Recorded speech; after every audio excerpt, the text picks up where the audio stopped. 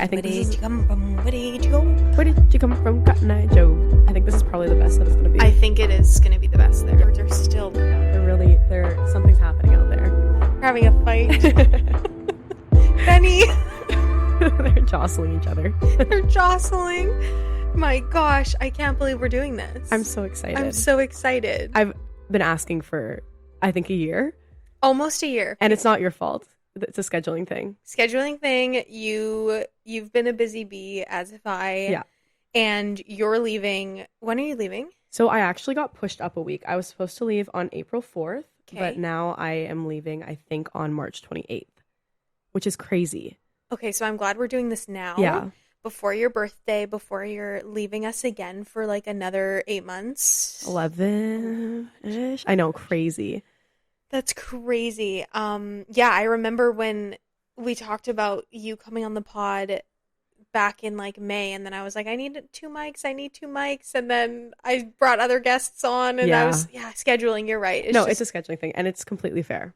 So fair, but we made time to do this today. Yay! I'm so excited. Hi guys, happy Monday. Welcome back to another episode of Soulful Living with Megs. As always, it is so great to have you here back for a moment of connection with me.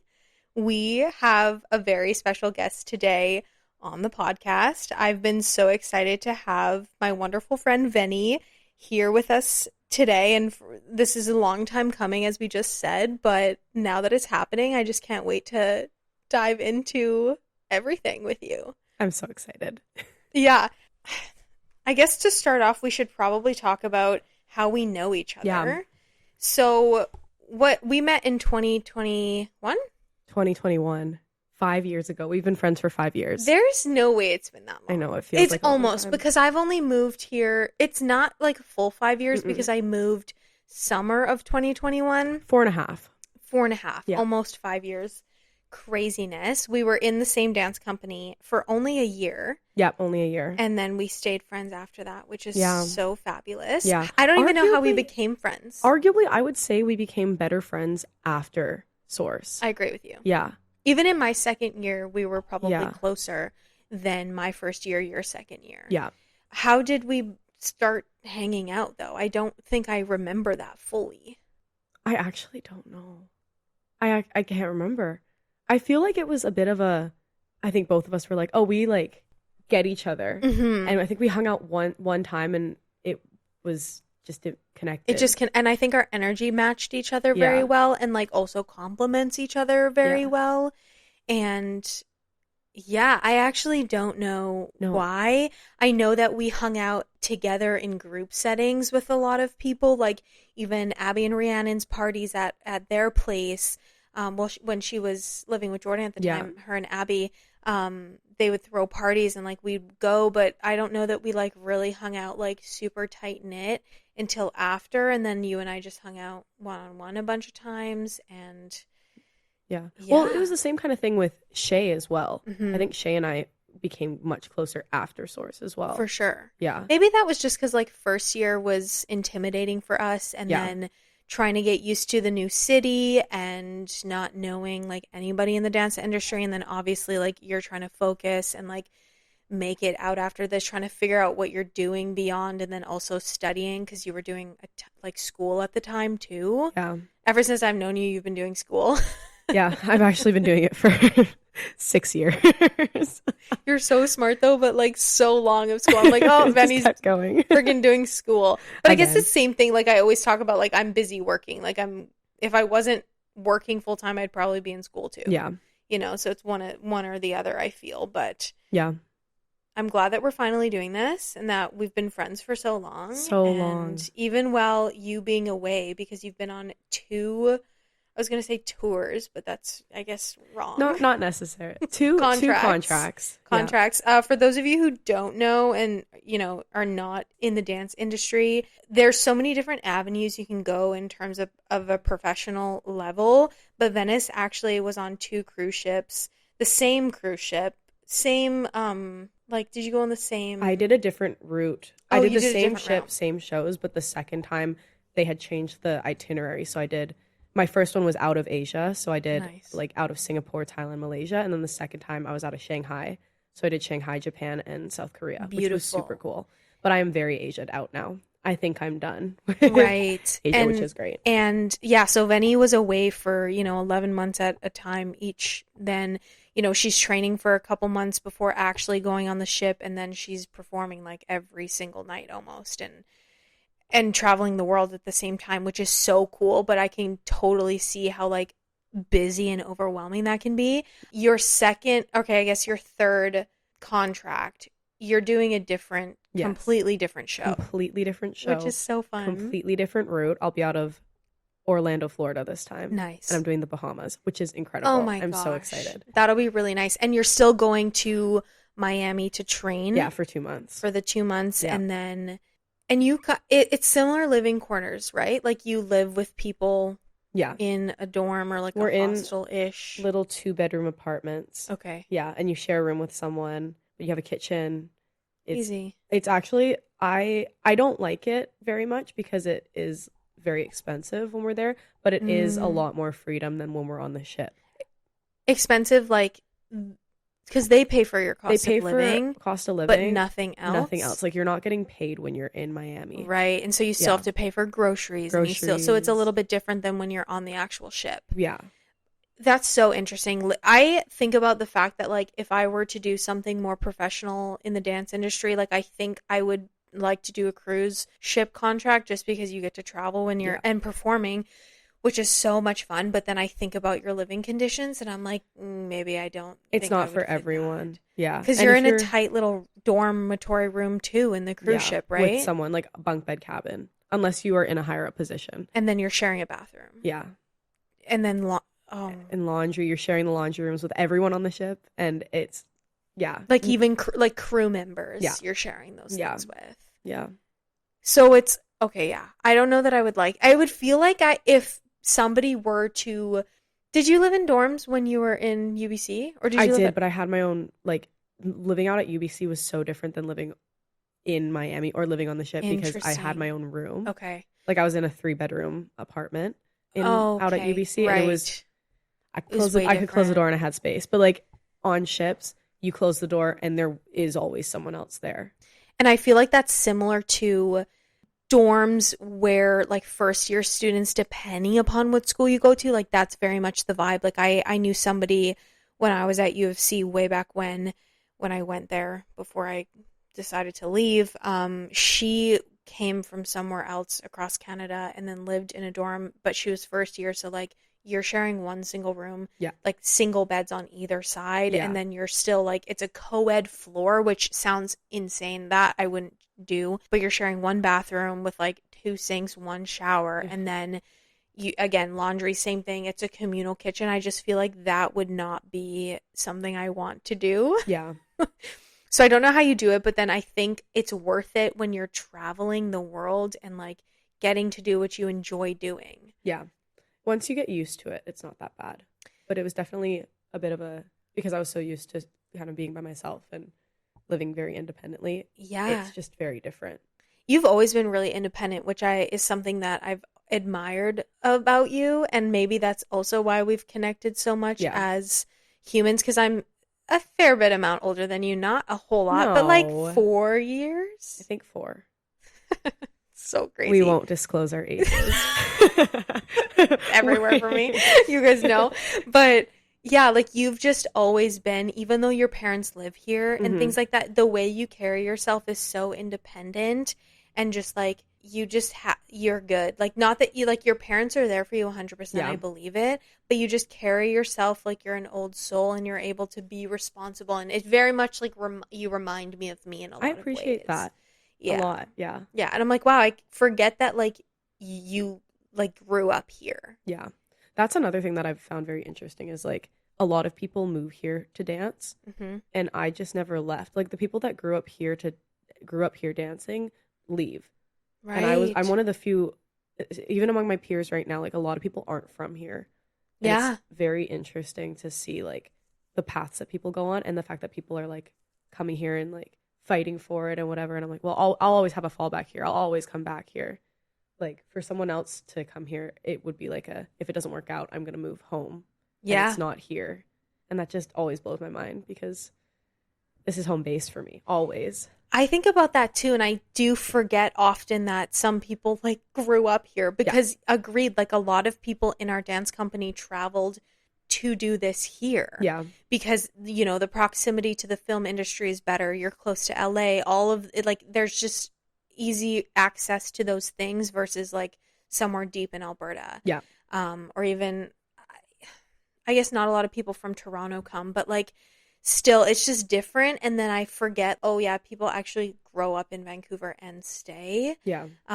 Where do people from like your peers growing up, like do they move to LA? Like where do they go? I've seen a few move to LA. I've seen a few move to New York. Oh yeah, New York. Or like people will go to dance college, like dance programs in universities in the US. In the States, because they're just, I think, more diverse almost, or like maybe it's like you can create a career almost easier than in Canada because of the industry of entertainment that the States have. Like, and also, like if you're gonna move to dance and you're from like you're gonna move here, but if you're from here, then you're not gonna move to Calgary to dance. No, of course not. And you're not going to move. Well, you might move to Toronto to dance. Maybe. But maybe because there's a lot of like, live theater and stuff over there. That's like the one option in Canada. Yeah. I'd so say. Then your other option is go to New States. York, go to LA, go to London. I've seen a lot of people move to London. Okay, yep. That's been a big thing recently. A lot of people are like, I'm going to move to London.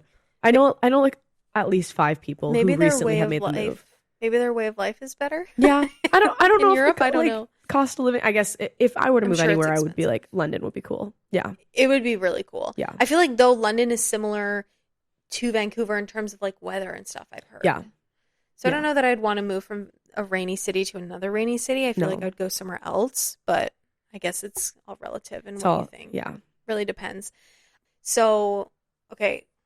I lost my train of thought as to why we got onto that. No, I also don't know why we got onto that. I have zero clue why we went there. We were talking about the fact that you've been on 3 contracts and then your living conditions and how it's super strange. I like commend you for doing that. Oh, what I did want to ask though was I find it very interesting. I get the purpose of this, but I'm wondering if the world will shift in this way, but because you're on a cruise ship, it's very crucial for liability purposes that you guys are good in terms of mental health. Yes. And I remember before you went on your first ship, I think I was living in West Van at the time, and we were talking about this, like you had driven out to West Van and we were having a hangout day. I don't know. I very vividly remember that we were having bubble tea in your car and like talking about this. Yeah. And you had just finished getting an evaluation or you were waiting for something. Yes. Yeah. And I thought it was so interesting to know that you have to obviously clear a lot of medical tests before going on the ship,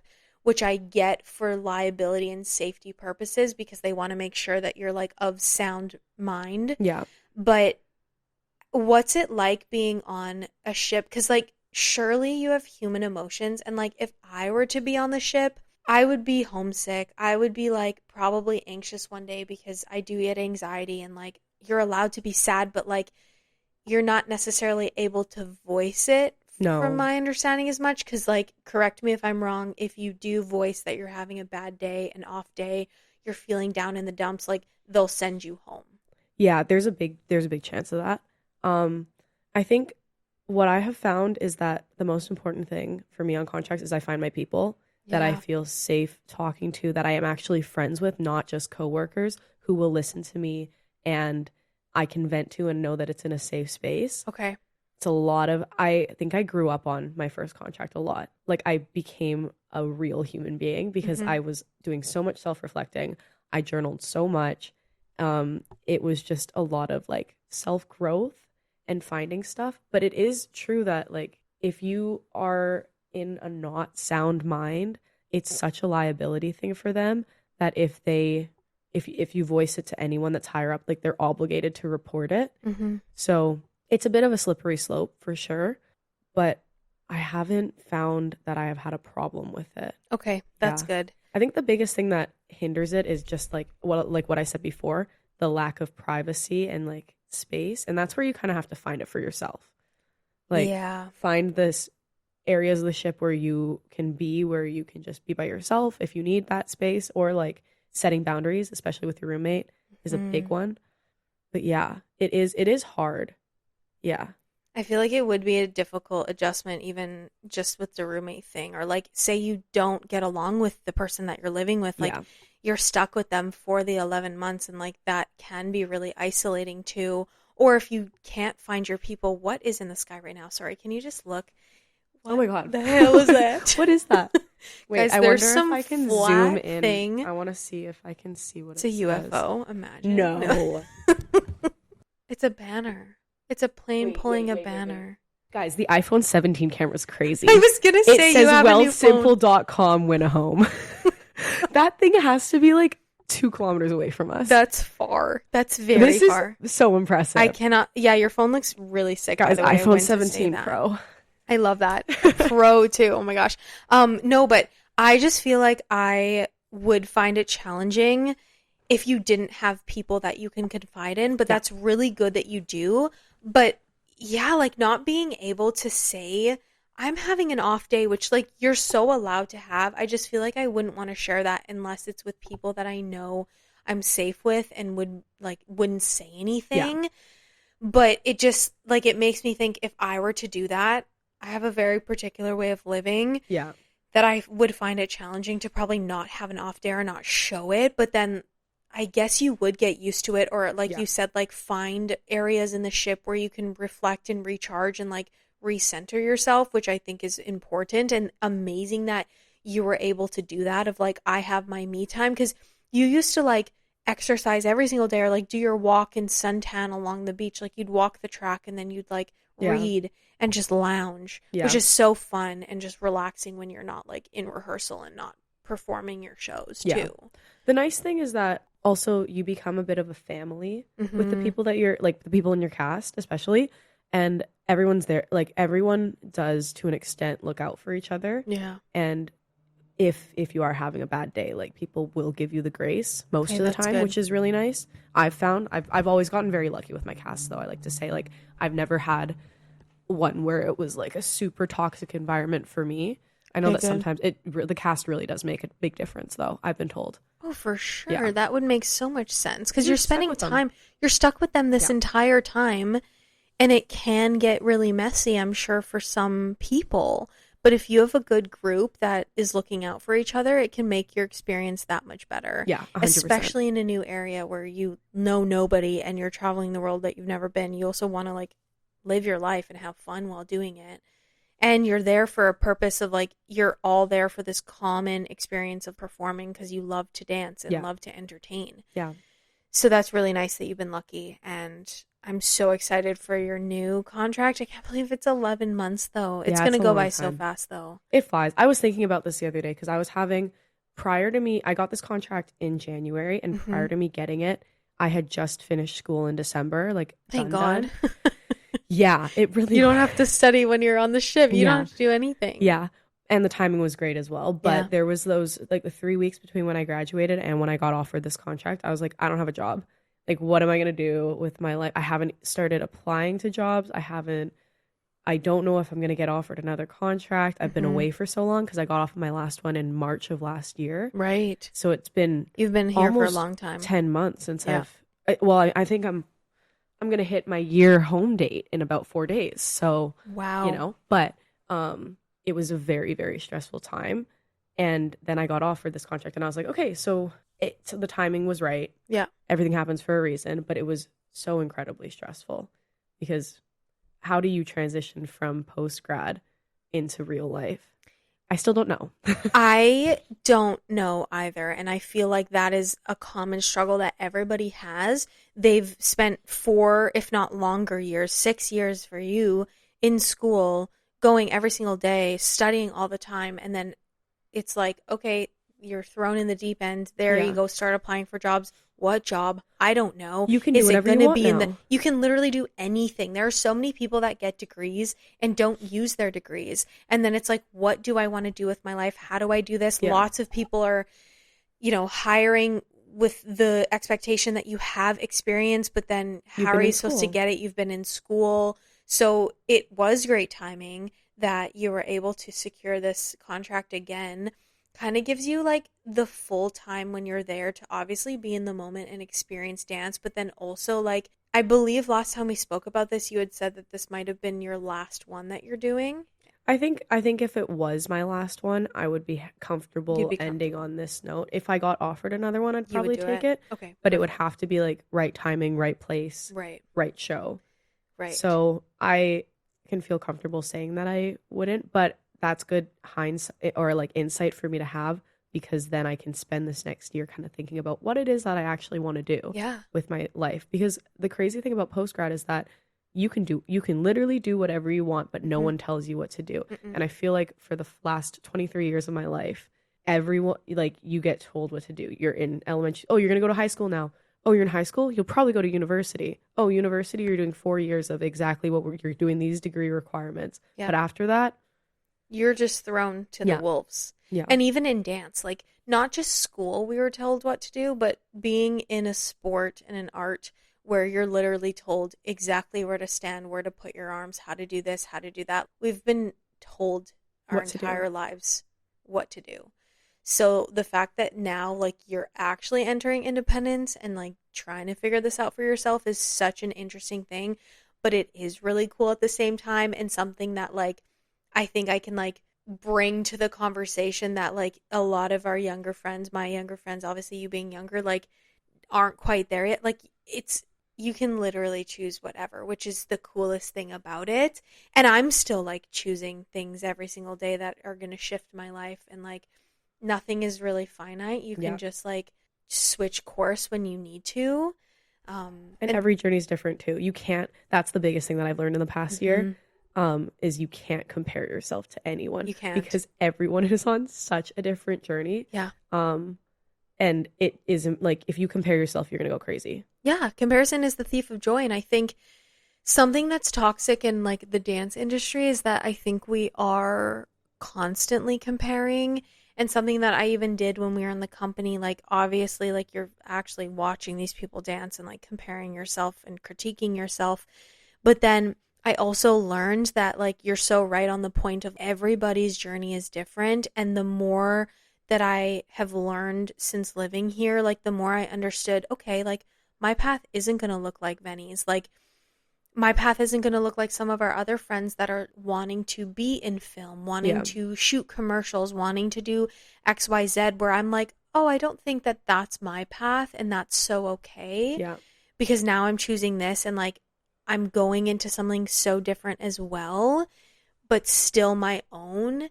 And yeah, I think if we think about life as, like, a constant comparison, we are just going to be unhappy with the choices that we make, or constantly questioning, did we make the right choice, even though what is to say what's right or wrong? Like, how do you know that? Yeah. I always think about, because I think we've both had this, where we've had to feed in two different doors. Like, when we were in the company together, I was still doing school, and that was honestly before I booked my contract. I was fully intending on just going and graduating in 4 years and then immediately getting a corporate job. And like, it's, and you, when you were there, you were working as well full time. Yeah. So it's always been doing two different things and doing them well. But I always wonder what it would have been like if I just put all of my effort into one thing. My grades probably would have been significantly better. Or I would have put everything into dance, and I would probably be, I don't know, more successful. Yeah. But, like, what is success? What is, exactly. So yeah, it's interesting to think about. It's so interesting to think about that. And I think about that too, as to, if I moved here, or if my family lived here, for example, and, or we all moved together, like, I wouldn't necessarily be stressed about the cost of living as much as I was. Or I would maybe have had more time to go to the day auditions or the day classes that, like, we would have to take, or whatever last minute things would come up. Sometimes I think, if I didn't have this full-time job to support me in everything that I'm doing to, like, survive here, I wonder where my life would be now, or how dance would be, or maybe I would want those things that everybody else wants more. Maybe I would want to aim for that, because I would have time and effort to put into that. But I do think that we should give ourselves credit for the fact that, like, we are able to juggle those things, like, multiple things at the same time well. Yeah. But I so agree, if I put my energy into one over the other, how would my life look? And even now, like, I can't necessarily say I'm putting all my energy into my corporate job because I'm not. Like I spend time working on the podcast. I spend time doing other things with my life that I feel truthfully more fulfilled in than work, but I'm still keeping myself busy with teaching, and then I'm teaching, like I'm going to be teaching another student, so like that's a couple times a week. Like it's never like been one thing for us. Yeah. But I think that's so common with people who grew up doing extracurriculars. Yeah. Like you're always doing something. Yeah.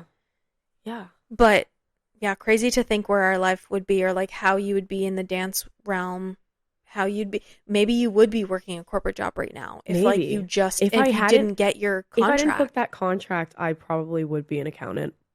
Oh, frick. Actually, I need an accountant. So if you're an accountant, I actually need you. I would be doing all your taxes. Please. I still have my accounting lady in Calgary doing my taxes. Oh my God. You need to do my taxes for me one day. What is something that you like, okay, say you didn't get this third contract, what jobs would you be applying for? Okay, this is actually a really funny story, because the day that I sent that email, I had just gotten back from my trip to New York, which was the most life-changing trip of my life. And I gave myself the week to kind of figure my life out, unpack, like sort everything out. And then I was like, on Monday, I'm going to start applying to jobs. I am going to sit down. I'm going to open LinkedIn. Freaking Indeed. Open Indeed. I'm going to do it. And I opened my laptop and went to my email, and the offer was there. Oh, stop. So I burst out crying. It was actually horrific. No one was in my house. Everyone was at work. It was incredible. But if I hadn't gotten that offer, I would probably be working. My major in school was a business degree with a specialization in operations and logistics, which is basically, I did specialized courses in shipping and manufacturing and airport transportation and stuff. So I would probably be doing like forecasting for a company or something. Like I would probably be working out at GCT terminals in Richmond. And like doing what though? Like what would, like planning when ships were going to come in and how much they were delivering, how much like how we were loading, unloading, like how many pallets per hour. Wow. Yeah. Super niche. Low key. That's very niche. I knew you did something in business, but I didn't know it was like that specific. Yeah, it's super specific. And which I kind of like, because because you can focus on this like one niche thing, know so much, like have knowledge about it, and then I feel like that's a job, especially in Vancouver. One is very smart because we're never going to be out of that. Like we're always going to have stuff coming in. We're always going to have stuff coming in, but it's just kind of funny to think about because, can you imagine? I'm figuring out the those pink cargo containers. Yes. Yeah. I did a whole presentation on those in my last semester.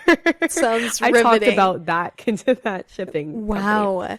Yeah. Well, way to talk about like right timing, what's meant for you will be, because you're saying like, I'm going to give myself this week to relax, but then I'm going to be sharp on Monday to start applying for jobs. And the first thing that you see is this contract, and the universe is saying, this is your path right now. Yeah. You need to continue to be on this. I think it was good timing, but I had also been working through the idea that maybe I was never going to dance again.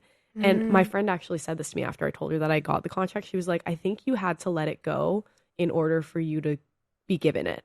Because I think that weekend, I had told multiple people. They were like, oh, like, when are you going to go on another ship now that you're done school? And I was like, you know what? I don't think I want to do another one. I was lying to myself. But I had also been like, you have to start being okay with not doing another one. Yeah. You have to be okay with potentially you're going to be here and you're going to start working a 9 to 5. Maybe you're going to not never perform again. Yeah. And that's okay. Like it's not, the world keeps spinning. Yeah. And it's something that you are still interested in, but you also just finished something that you're interested in. So if you follow that, it's totally fine. Yeah. But it was definitely like I had to let it go in order for it to come back to me.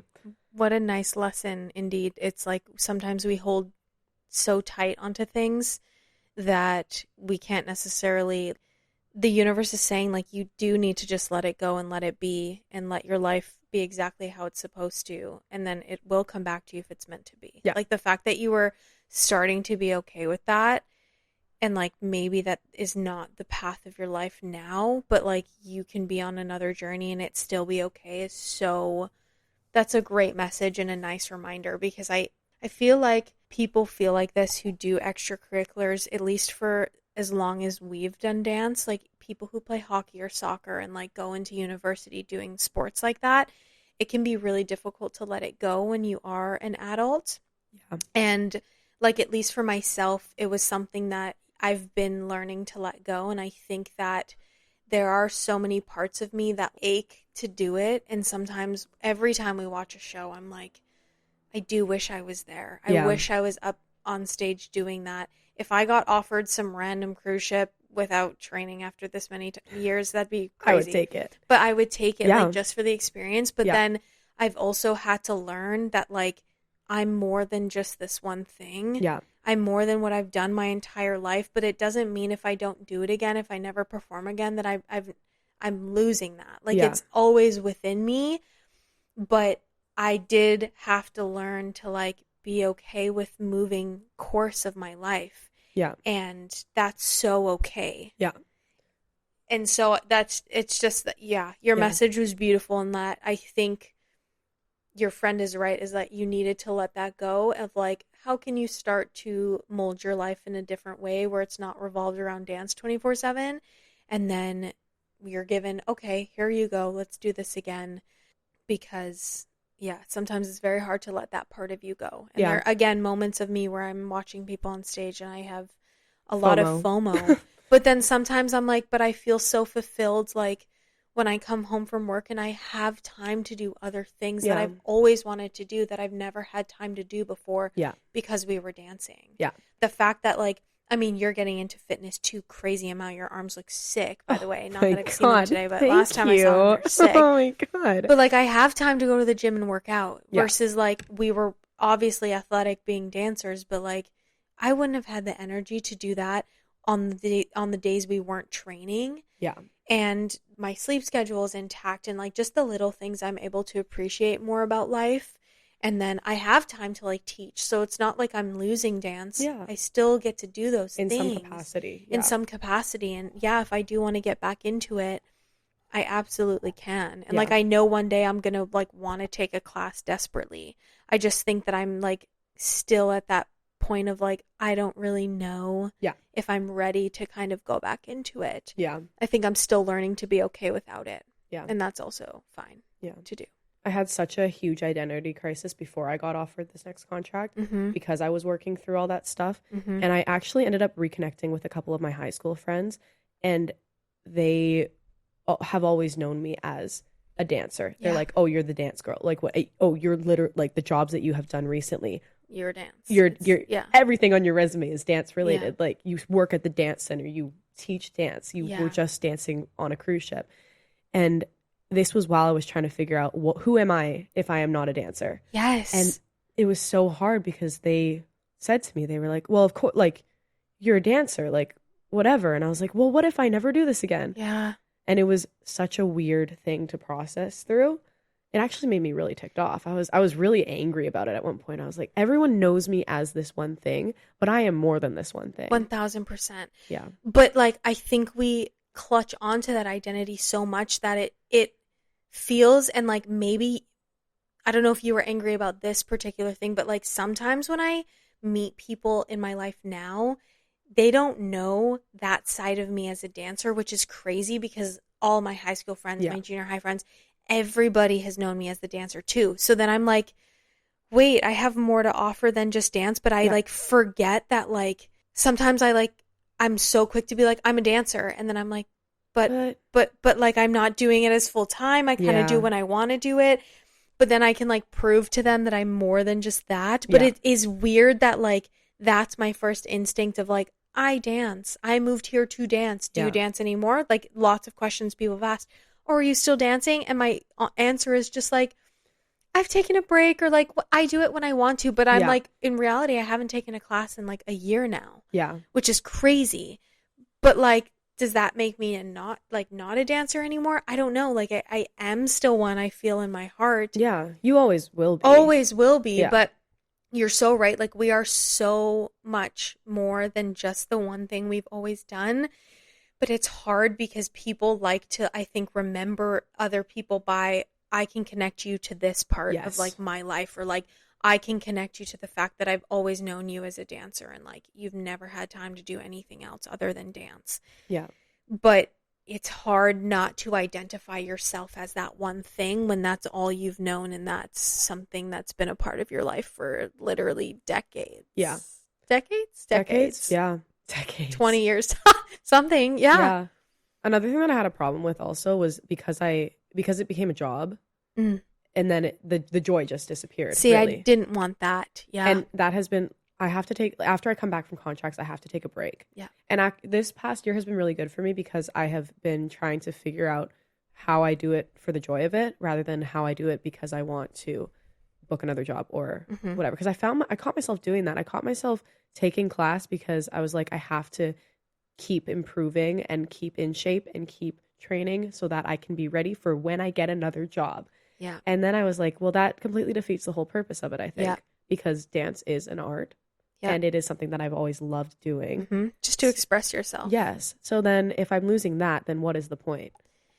I feel like that's partly why, for me personally, why I am like too intimidated, or why I don't want to go to class anymore, because I do feel, I know it's not about anybody else. Like, I should be going into the studio thinking like this is for me and me only, but there are people around you that you're just going to notice. And I know why a lot of people are there. Yeah. And it just takes the joy out of it for me too. I'm like, I don't want to think about having to be in the back of this video because somebody wants to post it on their feed for something, for somebody to get noticed. I don't want to worry about being called out at the end of class, even though I won't be. My God, because it's the same people every single time. Literally. Because everybody wants it more than me. But like, why can't we just go to this collective space just to be and dance without these cameras, without it being for the secondary purpose of being noticed and growing your career? Like, can't we just have it for the love of this art? Yeah. I had a really good conversation with Alyssa about this recently because Alyssa teaches every Tuesday and I always take her class. And there was one Monday where we were talking about how when the camera comes into the room in the last 10 minutes, the energy shifts completely. It's freaking stress. And so the next day in her class, she was like, no, like, we're not going to bring someone into film. Thank God. And it was my favorite class I've ever taken, I think, because I wasn't worried about, there's going to be a camera. Someone will probably post this video somewhere. I will watch this video back and hate myself in it. And I think the video, I appreciate that they video in class now because I like watching it back and seeing, I didn't really like what I did there. How can I change my quality of movement? But also sometimes I just don't want to even have the pressure. If I forget it as well, that's really scary. My mind goes blank. Same. So it does make a huge difference. Yeah. Especially in the social media age as well, because I have noticed that, I'm not going to say that we're old, but back when I was in my first year of Source and we never really took videos in class. We didn't. We didn't. And like sometimes you would post, sometimes you wouldn't, depended on the teacher. It was just so much less of a pressurized environment. Yeah. In my opinion. No, I agree. It totally was less. And I was less nervous to take class then. Yeah. And I feel like we were doing it more for the love of the art versus like having to make it perfect for film in case it gets online. And now, like if you take an advanced class now, it's going to get filmed, which is great. It's great. And it's great to have the feedback so that you can improve, so that you can watch yourself, so that you can share it with the world and say, I love to do this. Here's why I love it. Or again, to improve your quality of movement. But I just think that I love that Alyssa did that because it does absolutely shift that energy and take off the pressure, because it's just an expectation every single time. And I know when I go into it, if I'm not ready for that to happen in my mind, I'm like, I don't want to go to class then. Yeah. I just want to move for the love of movement. I don't want to have to feel pressure over somebody else watching me or a camera on me. Yeah. Because then I get into my head of like, am I going to forget, or how is this going to look, and yada, yada. Yeah. So I love that we have this tool. I think it's very beneficial. But yeah, I do feel like it is oversaturated in terms of filming, where it's like, why does it have to be every single time? Class. Let's just be. And I think, unfortunately, that is a part of us being in the generation that we are. I think we're always going to have that. It's going to get worse, in the I'm old sure. days when we didn't film during in the class. olden days, no, I'm telling you, I think we grew up. Actually, you may have missed it slightly, but I just feel like my childhood was peak in terms of like there was barely any technology. It was just getting introduced. So I still had like a childhood, or like kids who are growing up now dancing. Like, it's just so different. Yeah. I would never think to ask my teacher if I was in high school or whatever training. I would never think to be like, oh, can we film this combo today for me to post on social media? No, but I literally. teach kids now. I go and guest teach at my old studio sometimes on Tuesdays, and I always do a different combo with them because, you know. Yeah. And they will ask me sometimes at the start of class, oh, can we go fast today so that we can film it?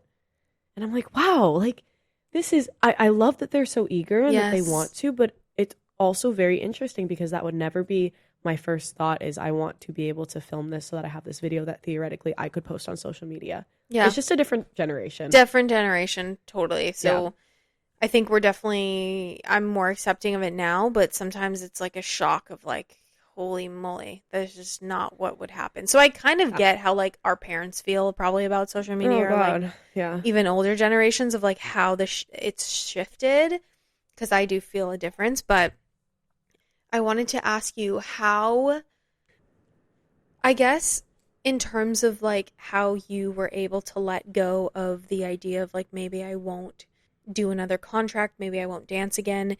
How do you feel about the idea of like being patient and letting things come to you when they're ready? Like, have you struggled with that before?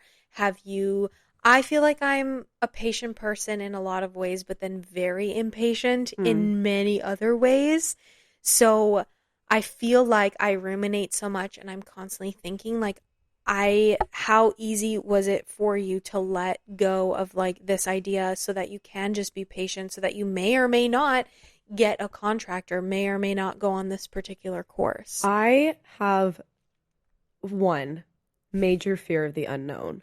Me too, yeah. 2 major impulse controls, like impulse control issues. If I want something, or if I, whatever, if it's a immediate purchase, I will go buy it. I'm awful. Same. I'm so bad. But I also think that that's always been a good thing because it has kept me very driven. Yes. Because there's a lot of people that they want something, but it's like, it's okay, I can wait for it. So then they won't put up the steps that you need to put up to be able to get to this place. Yeah. And I have never had that problem. I've always been very like, I'm going to send this in now.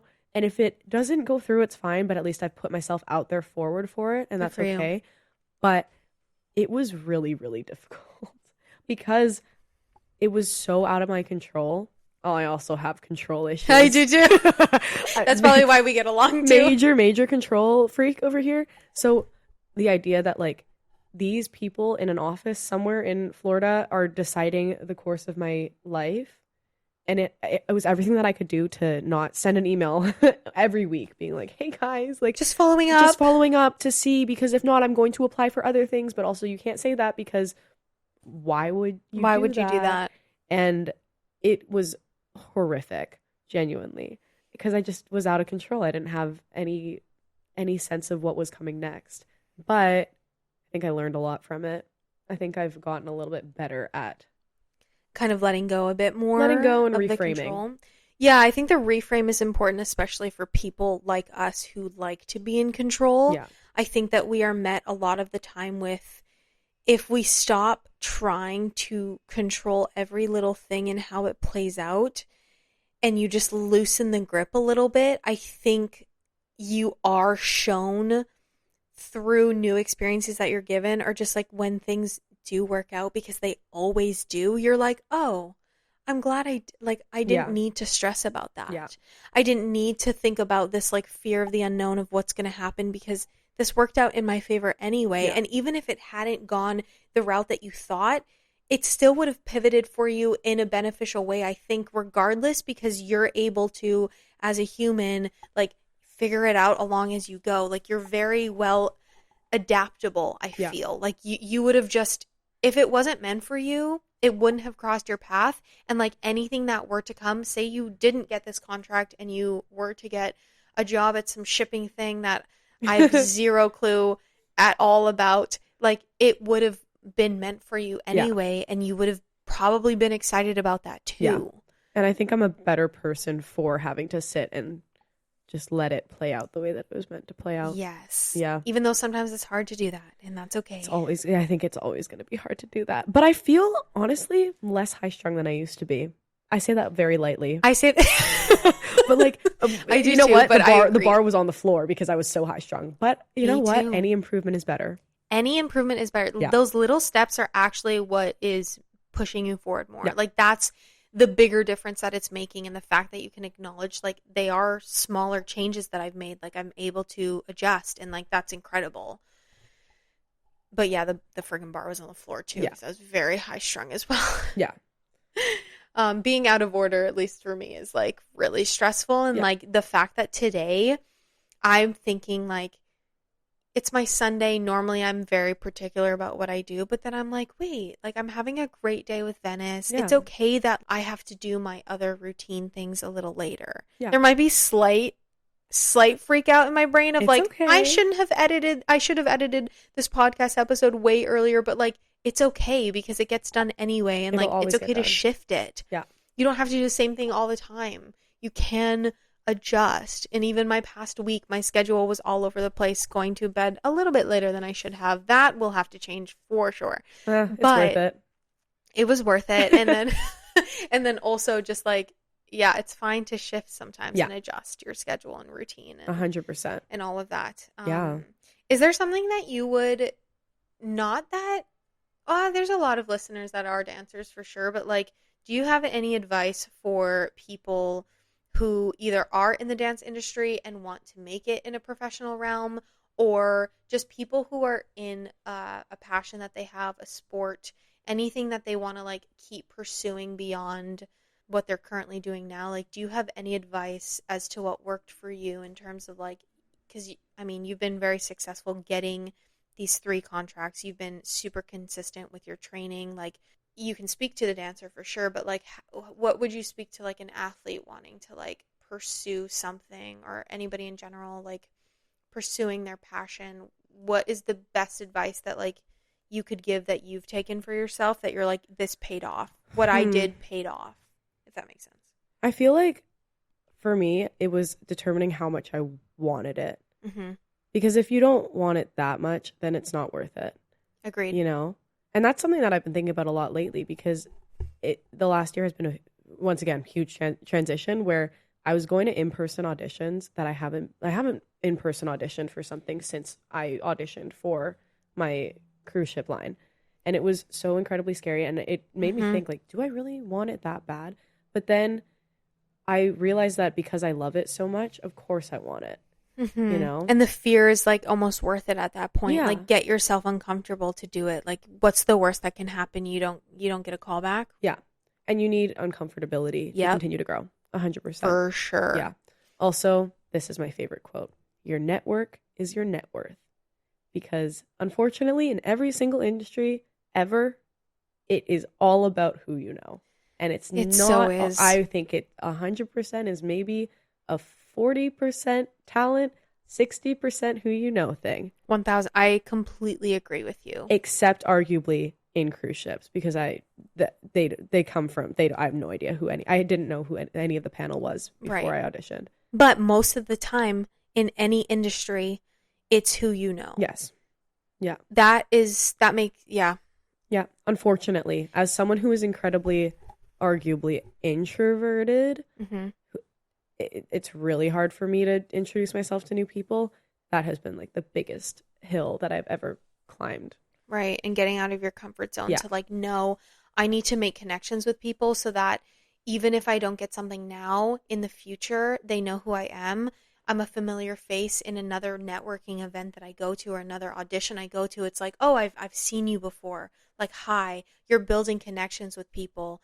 And yeah, that makes so much sense. Your net worth is your network. Yeah. Because it's all about who you know, and kind of weird to think about how the world is so interconnected in so many areas. It in is. That way. It's like, oh, I know so-and-so for this purpose. I know this through this. And then like, it's just such a small world. I had the craziest experience over the weekend where girl that I used to teach when I was in grade 12.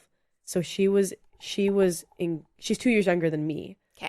And I choreographed her senior solos and stuff. And I haven't really like spoken to her in a while, but she's one of the first kids that I ever like choreographed for. She is directing a music video that a bunch of people that I work with at the dance center are in. And it didn't click for me until I realized that they were rehearsing at my home, like the studio that I grew up at. And I was like, who is unlocking the doors for you? And they were like, oh, this girl. And I was like, that's crazy. Small world, because those are two people that I would never expect to have ever met ever. Right. But the world is so small. The world is so small. Which is why you should be kind to everyone. What a nice little lesson, too. That's so true. I was at the grocery store this morning getting more snacks for us, and this lady called me over to her till, and I didn't notice anything different. I did notice that she was somebody I hadn't seen before. Yeah. Working. So I was like, hi, and I was like being my kind self, and I was just whatever, my bubbly self, and just talking to her, asking how she was, being very appreciative for her packing my bags, whatever. And then I looked down, and there's a huge sign. I can't believe I didn't see it before, where it was like, please be kind, I'm new, like be kind and patient. And like I literally said to her, I said, your sign is so cute. I hope people have been kind. Which is crazy that like the world needs a reminder sometimes of like, please be kind. Because you're so right. The world is so small. Everybody knows each other. Why don't we just be kind to one another? Yeah. Also, you don't really know like how somebody's feeling internally that day. Like, why don't you just move through the world with kindness, and then you'll be repaid with kindness? Yeah. I think we're lacking that a lot of the time. That's what my dad always says. He says, just be a good person and it'll work out. And I'm like, that is so nice. You're so right. And it has worked out. I'm still working on being a good person. I'm doing my best. I'm doing my best. You are a good person, but everyone slips sometimes. Of course. Again, nobody's perfect. And that is the beauty of being a human, is that, this happens. But if you weren't this kind individual that you are, and as driven as you are, and like kind to other dancers, you probably wouldn't have worked one cruise ship, let alone 3 you're about to do. I wouldn't have survived. There's no way you would have survived without being a kind person. Yeah. There's no way somebody would have looked at you and said, I want this person on my ship, if you were rude in the audition and a rude human to the other people around you. But the fact that you are so supportive and want your friends to succeed and like genuinely are happy for people, living vicariously through them, when you hear stories and vice versa, like things would not work out for you the way that they do and are if you weren't that kind individual. Well, thank you. So I appreciate that. Same for you, of course. Honey, thanks. What time are we at? Ooh, oh my goodness. 54. Wow.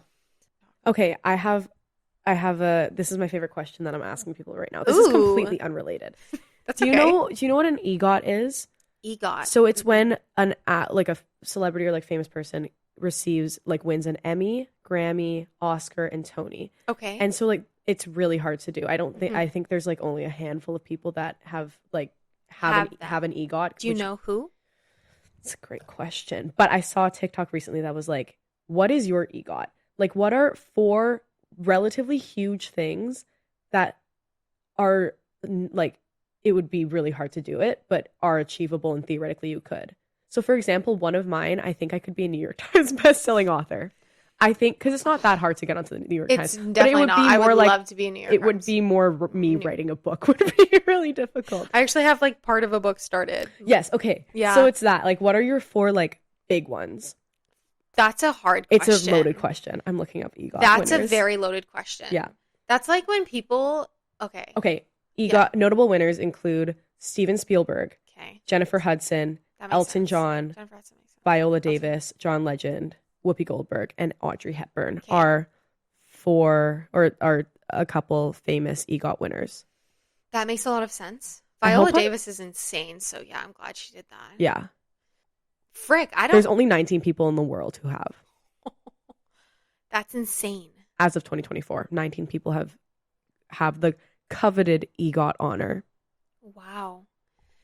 Well, I feel like I would need to think about that question more because I don't know. Yeah, I feel like publishing a book would be like very cool, like being a New York Times bestselling author. I feel like I would definitely, it'd be difficult, but I feel like if I continue on this path, I could definitely achieve if I wanted to. I feel like something with the podcast, like imagine like it did reach an audience like the podcasters that I listen to, like Mel Robbins or Tinks or even Emma Chamberlain. She has such a huge following base. That would be cool. Frick. That's such a loaded question. It's a loaded question. Let's do 3. So those are your 3. Well, I don't know what my third one is. Writing a book. Yeah. Podcast. Oh, no. Yeah, I only have 2. Okay. Maybe like owning a dance studio. Yeah. So random, but like something I've always thought about doing in my lifetime. Yeah. If I didn't do it professionally in terms of like me performing, I would want to open up a dance studio and like have a bunch of ideas for how it would look and what classes I would have, and it would be like accessible for so many people. Anyway, I feel like that's achievable, but like very hard and something I would have to really want and seriously like shift gears of. I'm going into this part. Yeah. Okay. I want to hear yours. Mine. And I might feed off of you more. New York Times bestselling author. Yeah. I think I could launch a lifestyle brand. Like, I think I could. 1,000%. Okay, and I would love to be a little model for it, little influencer for it. This is the one that's a little bit more like, I think I could hike Mount Kilimanjaro. Sorry, where is that? Because I'm not good at... Like the big one. Where? Where is it? It's the one that people like pass away on. No, you know what? Maybe I wouldn't be. Maybe I don't know if I could summit it. But like, is it? Wait, let me make sure that I'm thinking of the right. Yeah, so it's like a 19,000 foot mountain. Okay. Is that the right mountain? Probably. Biggest hikeable mountain. Yeah, I think I could do it. I would have to train for it. But 1,000%. I think I could do it. Wow. Or Mount Fuji. How long would it take you to do? Like days? It would take days. And it's like people camp up there. Like it's hard. It's really hard to summit it. I might be thinking of Mount Fuji, not Mount Kilimanjaro. Mount Fuji. Crazy to Mount me. Fuji. You could totally do it if you did train for it. Yeah. And you were with I wouldn't want you to do it alone. Well, you have to do it with a guide. For sure. You can't get lost. You know how many people get lost on trails? In the wilderness or on a hike? Absolutely not. And it would have to be like peak weather so that you're not like, I mean, I don't know. Yeah. If it blizzards or like whenever. Good conditions. Good conditions so that you're safe. You could totally do that. Yeah. I also feel like this is definitely achievable depending upon who I marry. Sometimes I feel like it would be so fun to like not work a corporate job and like quit and then be a like stay-at-home mom, but then also run my own business, be like a rich mom, but then like be successful in like whatever side thing I do, but then raise children in like this beautiful home. My biggest shame is that I would love to be a stay-at-home mom. I actually kind of would want that too. Because I think it's just so obviously we are both very career driven and motivated independent people, but it would be so nice to live a soft life. I'm so tired. I want to retire now. I do too. That's what I think about every day. I'm like, ugh. And also the positives of it. If you wanted children, think about the nice, healthy relationship you'd be building with your child because you're with them. Yeah. And you're able to raise them and be with them. And also think about all the sourdough bread I could bake. I would have so much time for that. Yes. I would actually probably learn. Well, I already mastered it, but... Oh, right. Right. But I would learn to master more recipes with my sourdough starter, probably the discard. And where also, is it? like... Where is it? Do you have a sourdough starter The starter's in the fridge right now, yeah. Okay, I want to take a look at it before I leave. For sure. And I just baked bread last weekend, I think. Wow. Anyway, so it's in the freezer. But no, I feel like a soft life like that would be amazing. And yeah, as much as I love being independent, making my own money... I would still want to do something fun on the side, but like, again, owning a coffee shop and running it. Like, come on, let me do that. Yeah. Let me do that. It would be like cool with like records playing and like just all the plants everywhere. I just feel like a soft life. A soft life would be awesome. Would be amazing. Because, we've been working really hard. Yeah. We've been working our butts off. And it's paying off for sure. It is, yeah. But it would be nice to retire. I think I could win go the viral lottery. Too. I think also my fourth one, theoretically, I think I could go viral. I would love for you to go viral. I think I could Brittany Broski. Except I don't think I have that. Brittany Broski? Brittany Broski is the kombucha meme where she goes, I love kombucha. Oh, yes. Yeah. And then she's like, like that one. I love her. Now is like totally, like, she went viral off of that, and now she has a totally successful career. She has her own YouTube show. See, that's what I want Harry too. Styles was on last week. She had him on, and it's really funny because she is a huge Harry Styles fan, like from OG, like get-go One Direction, and she had him on the show, and it was incredible. And I totally think I could do that. Frick. I think I agree with you on that. I think I would add to mine to do something like that, like viral too. Yeah. I don't know what I'd go viral on. Not sure. We'd have to make some funny freaking video content. But then building off of that, and then you can build your lifestyle brand there. Yes. Then I could do whatever I freaking do with my pod, and I don't know what other things. Life would be so much easier if I was famous. Same. If we were influencers. Yeah. Not that that's our goal, you guys, but life would be. But then, I don't know. I feel like it's a double-edged sword because fame would be crazy. Crazy. Did I tell you that I saw Hudson Williams walking on Granville Street the other day? No.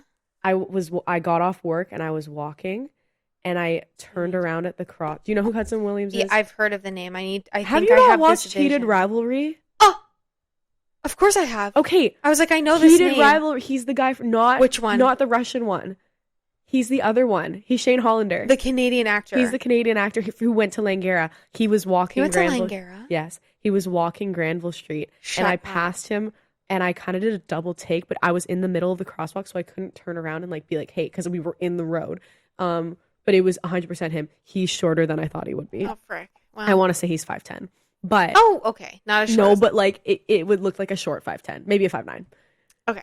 Stretching. 5'9". For context, I'm 5'6". So I was like, you're barely taller than me, really. Frick. It was crazy. And I nearly turned around and like ran after. But then I was like, I can't. That's so embarrassing. It's so embarrassing. You don't want to do that. Yeah. And then he was on SNL yesterday night. And I was like, oh, so he was in Vancouver on Wednesday, probably flew out on Friday to go film SNL. So yeah, I feel like parts of our life would be easier to do whatever we wanted, whenever we wanted. But then like you would need to be very, not that we're not organized now, but like you have to be serious about so many things. And like, I don't know, even the influencers that I follow, like Tink, she has to have an assistant to do like so many things because you're just so busy all the time. Yeah. I feel like I would be overwhelmed at times, but I don't know, I feel like we could thrive in it too. Double-edged sword. It's a double-edged sword. I mean, also, anything you get into, there's always going to be pros and cons. Imagine walking around and like people know who you are. Yeah. Lack of anonymity would be horrible. If we wanted a soft life, the lack of anonymity would be challenging. Horrible. I want to just be able to be in public and not be approached in that way. If I didn't want to be approached, like having privacy when we want it, I think is important. But I mean, this is all hypothetical. We're actually going viral tomorrow. My TikTok's private, so yeah, I like never post on TikTok nor social media in general. Yeah, like, right. No. Like we would need to like actually, if that's what we wanted, be working for it and doing that. It's achievable, but like at this point in life, at what cost? No, and then to be also the side of being ridiculed all the time because people are going to criticize you. I am so sensitive. Me too. If people said mean things about me, I would never recover. I would be really sad about it. Yeah. Yeah, I would be very sensitive to the online critics of the world because they are quite harsh. Yeah, they're awful. They are awful. Yeah. Again, just be kind to each other, guys. Yeah. Don't hide behind a screen and write. Say it to my face. Say it to exactly. I'll start crying and then you'll feel really bad. No, literally same. When was the last time you cried? Oh. Just a random question. I haven't cried in a while. I have been very emotionally stunted recently. Interesting. I think the last big cry that I had, this is very vulnerable, but it was back in August and I filmed a self-tape for this show and I just hated myself in it. And I came out of the studio and one of my it was at the dance center and one of my coworkers was like, "Oh, let me see it." And I just started bawling. I was like, I can't do this anymore. Like, I just don't like it. Like, it's not fun anymore. I'm stressed out. No. It was very emotionally vulnerable, and I think I was about to start my period as well. So it was just a time. Definitely. I nearly cried watching I cried watching Wuthering Heights. I want to see that movie so bad. Yeah, it was really good. Okay, I need to see it. It was, and I didn't think I was gonna cry because the first half of the movie it was just kind of goofy. Like, it was very well shot and very serious, and like, but for some reason I just kept getting the giggles because some of the characters were just kind of funny. Yeah. But then right at the end, I was like, wow, sometimes love isn't fair. I need to watch that movie because I feel like I will cry too. It's launched me into my like yearning era. Frick, I want to yearn. Yeah, but like, I want somebody to yearn for me. I'm not yearning for anyone. That's just great, yearning for, I don't know what I'm yearning for. I just feel like, oh, love is awesome. It is most of the time. Most no, of literally. the time, like, yearning is so fun as long as you feel grounded and you're not like going into your own little world and maybe it's reciprocated back. Like I don't know. I feel like I can get in my head and I'm like, oh yeah, all these scenarios and things. Oh yeah. I don't know. I'm watching Love Story right now. Oh. It's about John F. Kennedy Jr. and Carolyn, whatever her last name is. I was going to say Carolyn Levitt, but that's not right. I was going to say Carol Baskin. But I'm only like 1.5 episodes in. I didn't know that they died so early. I didn't know that either. Yeah, I guess he was... Is it on Netflix? It's on Disney Plus, I think. Okay, I'll look at it. I believe. Or it's on Crave, one of the two. But I didn't realize that JFK Jr. died when he was like 38, and then his wife, Carolyn, I think that's her name, or Carol? I don't know, something like that. I think it's Carolyn, passed away, which she worked for Calvin Klein, which is insane. Oh. At least in the film, this. So I think it's depicted real. She died when she was like 33, and so did her sister because they were in an aviation accident. So I think like this will share that story of it. Wow. But I was looking it up, and I was like, wait a minute. Also, he was a looker. He was a very handsome man. The real JFK Jr. was good looking. I love good looking men. Right? Same. Tall, good looking men. Dark hair. Okay. If you were to go on a reality TV show. Oh, frick. And like, not like I would go, like, oh, The Bachelor, like whatever. Like, if you actually were to go on one and be successful on it, what would it be? That's funny that you say that because last week's episode, I was talking about how I don't think I could go on a reality TV show, at least the ones that are showing right now, because I feel like Love is Blind, for example. I don't know if I'd be good at that show. It's funny you say that because I would totally go on Love is Blind, and I would probably get married. 100% probably would. I think I would, but then like, I don't know that I would do well in Bachelor, for example. Let's start with the things I probably wouldn't do well in, because that's a lot of women fighting for the attention of one man. I don't really want to interrupt conversations. No. I'm not that forefront like that. I'm loud, obviously. I'm a little bit obnoxious in that sense. No. But I'm not going to be like pushing my foot in the door being like, sorry to interrupt. Like, I just want somebody to notice me. Chat? Can I pull you for the side? Leave me be. And so I feel like I would be too shy and nervous then. I would just hope that he would notice me and I'd just be like almost number one right away. Yeah. But probably not. Love at first sight. Love at first sight. And then Love is Blind, I do think about, could I go on the show? Probably could. Would I get married? Would I get married? Maybe to only see what they look like. And that's like not good because the whole premise of it is to fall in love. Yeah. Which I feel like I am somebody that, because I'm such a hopeless, hopeful romantic in a sense, like I could get connected very quickly with another human. But I need to be attracted to them physically. I feel, I do think it can grow, but I do need to kind of look at you and be like, I do find you attractive. And I think it would be extremely scary for the reveal doors to open up and then be like, huh? I can only imagine then like my friends watching too being like, Megan, I can't believe you're falling for this man who's, you know, but what other reality shows are there? The Ultimatum, like, I would need a partner for that. Would you do like go on that. Survivor? The Amazing Race? Oh, I don't know. Maybe, but Big I don't Brother? Know. I think I'd maybe do Big Brother. Frick. The Circle? Okay, not The Circle. No? Don't like The Circle. No, I don't think I like The Circle. Okay. Survivor, I don't know if I'd be good at it. Maybe. Amazing Race. I'd be so hungry all the time. I would be hungry too. Amazing Race, I'm not sure. Don't you have to work in a team with that? I think you do. I don't know. I'd be running around. Maybe, okay. When I was younger, I always watched Man Tracker, and then I used to reenact it with my friends.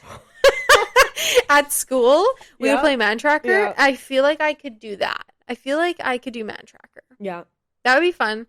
Love is Blind. Well, okay, no. I would want to do Bachelor in Paradise without being on the Bachelor franchise. Would you be the Bachelorette? Ooh. Then it's however many men fighting over you. Maybe I would. I wouldn't. I'd be stressed out. That's too much attention. That is a lot of attention, actually. I'd be like, whoa, I need to take a break. But maybe. And how do you eliminate people? I don't know. Like, I love an underdog. But if you're not, like, whatever in the beginning, then you're getting booted off the island. You're getting kicked off. Too Hot to Handle? No. I don't think I would like that show. First of all, okay, I don't have the personality for it. I don't have the personality for it either. And also, like, be so for real. Can you not spend, like, can you not go one day without kissing somebody? Keep it in your pants. Literally self-control. It's not that hard. Give me a break. It's not that hard if you're fighting for money. But, like, if you know that this common purpose is, like, a thing, why are you losing money for the house? Like, just one night. Let yourself go on the date, and then you can do that. Let your green light go off, and then you can kiss. Yeah. I think it's fine. That. Yeah. What other ones are there?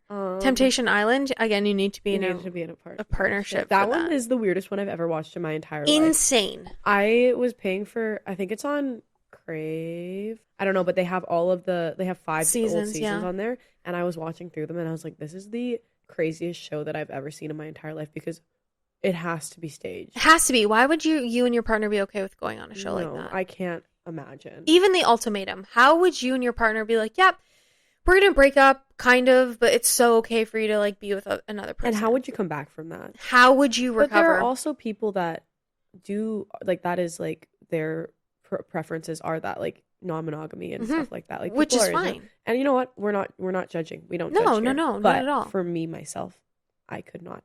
I couldn't do that either. Okay, so you think you'd get married out of Love is Blind. And your parents would be like... My parents would be like, actually, I think they'd be happy for me to get... My side quest right now is I love line dancing. You do go every Thursday. I go every Thursday. Sometimes I'm going tonight.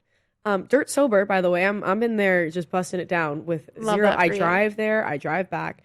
But my parents, because I'm living at home right now, and my parents sometimes are like, oh, like, what are you doing tonight? And I'm like, oh, I'm going to go line dancing. And I love it. It's so fun. Because I think it's also a style of dance that I've never done before. And there are things to learn from it. But my dad the other day was like, so, like, any dateable people at line dancing? And I was like, that's not why I'm there. That's not why I'm there. So I think if I went on Love is Blind and got married, they'd be happy that I got, like, thank God she found somebody. Man, we didn't think it was ever going to happen. Jeez, pass her off. Give him the dowry. I would want to see your parents and your siblings, like, on the meeting the fiance. Like at the dress. Yes. At the dress fitting. That would be really fun. I've been told that my dad's kind of scary to meet. Because, not scary necessarily, but, like... Just intimidating? He's a teacher and it shows, allegedly, is what I've been told. What kind of teacher? Is he, like, a math teacher? He works at... He's social studies. Oh, okay, that also makes sense. So he's very, like... he's an intellectual guy. Yes. And that is... Yeah. Kind of intimidating for some people, depending upon, like, can you hold this conversation? Yes, and some people cannot. And that is okay. And that's okay. Yeah. Interesting. Okay, good question. Love is Blind. Well, if it ever films in Vancouver, I will be sure to recommend send it to me. Apparently they were finding people for the last season through LinkedIn. So that's true. And I am a LinkedIn baddie. So I'm really not. I'm on LinkedIn, but I barely use it. Yeah, me like too. Just can't. I don't think I can get behind that. I had to re-download the app when I was thinking about starting job applications, and I texted my business school friends, and I was like, "Guys, this is the worst experience of my entire life. What do you mean they see it when I view their profile?"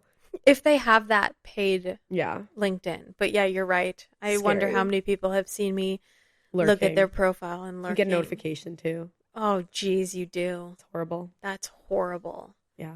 Wow. This is really fun. This is awesome. Is there anything else that you want to say to our listeners? Anything to take away? I think some of your messages were actually all of them were right on point. And yeah. If I'm giving a summary, be a good person. Mm-hmm. And it's not that deep. Thank you, Benny. I know. I say that. It's not that deep. I'm the worst person for it, though. Me because too. everything is that deep to me. But and it's okay to feel it deeply and to think that deeply. That's the best part of life, is to care about things. Yes, but it's also very nice and a breath of fresh air to be reminded that, like, it's not that deep. Just go have fun. And everything's fixable. Everything is fixable. Yeah. It's not the end of the world. Your world is not coming to an end over something that you did or didn't do. Yeah. Like, you're able to shift and change the way you want to change, and there's always a new opportunity. You can always make something different. If someone didn't die, it's not worth it keeping you up at night. I so agree with that. I think that's a little extreme. But I get the point of what you're saying. Yeah. Is that I think we spend so much time worrying and future tripping and fear of the unknown when it's like, this should not keep me up at night. No, I should come back from my day so excited that I just line danced and just like relish in the fact that I'm sore from that and enjoy a nice sleep and then take on the next day, whatever happens. Oh, awesome. I love it. So good. Aw, Benny, thanks for coming on the pod. Thank you for having me. I had such a good time. Finally, we did this, and then we'll have to do another one when you're back. Yes. So we can recap that and anything else you've learned while traveling the world. I do gain new personality traits while I'm away. I love it. And like a sim. You're a sim character. I'm a sim character. I just get new ones every time. And you also come back extremely darker than you are. Your skin tone, when you tan, I'm olive. No, I'm dark. It's a beautiful color. Yeah, darker than olive. So excited. I mean, your skin tone now is beautiful, but then when you come, I can't. I'm the palest I've been in like 3 years right now. You're not about to be. I looked at myself in the mirror the other day and I was like, whoa. It's a ghost. Yeah, look at me. Imagine being my skin tone. I was like, I'm going to be back in my full form soon, guys. I'm so excited for you. We'll recap that. Yeah. Okay, well, guys, thank you so much for listening to us the past little bit. It's been so fun to have another friend on the pod. I feel like you guys like it when I bring people on the pod, and it's just a good opportunity to introduce the amazing souls that I have in my life and people that I talk about often. And Venice and I hope that your week is filled with endless opportunities of joy and love and light. We're sending all of that incredible energy to you, so we hope that you feel it. And yeah, until next Monday, be amazing as you always are and fabulous. And we'll talk to you super soon. Okay, bye. Bye.